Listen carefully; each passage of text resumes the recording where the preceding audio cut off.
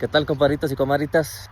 Bienvenidos a otro video. Ya estamos acá en Ciudad de México y vamos camino en carretera hacia, bueno, creo que es la carretera Sinatepec, creo que se llama. Pero creo que ven allá al fondo, precioso ahí el Nevado de Toluca.